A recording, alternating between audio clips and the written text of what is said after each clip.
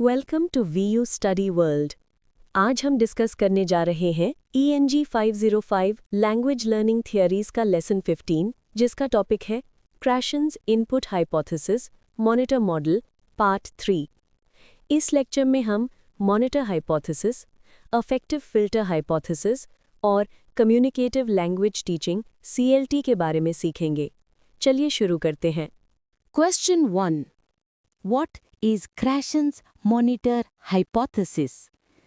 Krashen's monitor hypothesis states that the conscious learning system monitors and edits the output by applying language rules to minimize errors. सवाल 1. किर्शियन का monitor मफरूज़ा क्या है? क्रेशन्स के monitor मफरूज़े के मुताबिक शऊरी तौर पर सीखा गया इल्म ज़बान की इस्तेमाल के दौरान गलतियों को कम करने के लिए उसूलों को लागू करता है। What are the three types of monitor users in Krashen's theory? According to Krashen, there are three types of monitor users. 1. Monitor overusers. These people rely too much on grammar correction, which slows their communication. 2. Monitor underusers. These people ignore grammar rules and speak freely but make many mistakes. 3. Optimal monitor users. They use grammar rules only when necessary, maintaining a balance between fluency and accuracy. सवाल 2. क्रेशन के मुताबिक monitor इस्तेमाल करने वालों की 3 अक़साम कौन सी हैं? क्रेशन के मुताबिक मॉनिटर इस्तेमाल करने वालों की 3 अक़साम हैं। 1. ज़्यादा इस्तेमाल करने वाले, जो हर वक्त कवायद दुरुस्त करने की कोशिश में बातचीत को सुस्त कर देते हैं। 2. कम इस्तेमाल करने वाले, जो कवायद को नज़रअंदाज करते हैं और बेफिक्री से बोलते हैं लेकिन गलतियां ज़्यादा करते हैं। 3. बेहतरीन इस्तेमाल कुनिंदा, जो सिर्फ ज़रूरत के वक्त कवायद पर तवज्जो देते हैं और रवानी व दुरुस्तगी के दरमियान तवाज़न रखते हैं। Q3. What are the necessary conditions for using the monitor effectively? There are 3 main conditions to use the monitor effectively. The learner must have enough time to think. The learner must be focused on the form rather than meaning. The learner must know the grammatical rule that applies. सवाल 3. Monitor को मुअस्सर तौर पर इस्तेमाल करने के लिए कौन सी शराइत ज़रूरी हैं? मॉनिटर को मौसर तौर पर इस्तेमाल करने के लिए 3 शराइत हैं। सीखने वाले के पास सोचने के लिए काफ़ी वक्त होना चाहिए। उसे मानने की बजाय साख्त पर तवज्जो देनी चाहिए। उसे मुताल्लिका कायदा मालूम होना चाहिए ताकि वो उसे लागू कर सके। Question 4. Explain Krashen's effective filter hypothesis.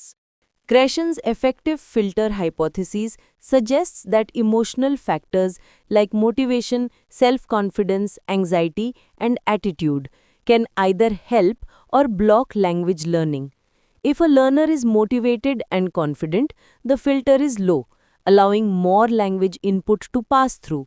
But if the learner is anxious or unmotivated, the filter becomes high, blocking comprehension and learning. सवाल 4. क्रेशन के मुताबिक अफेक्टिव फ़िल्टर मफरूज़ा ये ज़ाहिर करता है कि जज्बाती अवामिल जैसे हौसला अफजाई, खुद एतिमादी, घबराहट और रवैया ज़बान सीखने पर असरअंदाज होते हैं।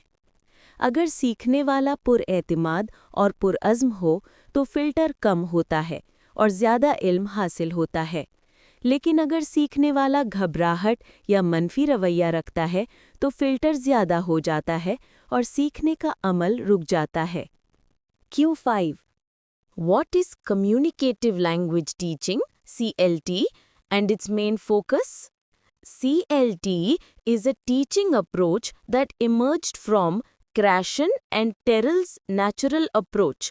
It emphasizes the use of language in real-life communication rather than memorizing grammar rules.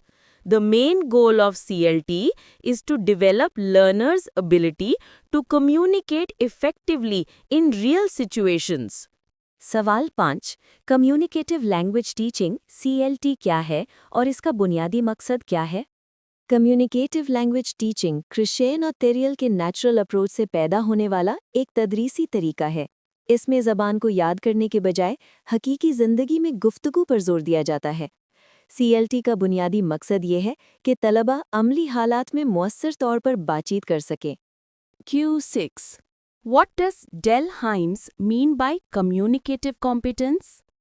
Del Hymes introduced the concept of communicative competence, which means knowing not only grammatical rules but also how to use language appropriately in social contexts.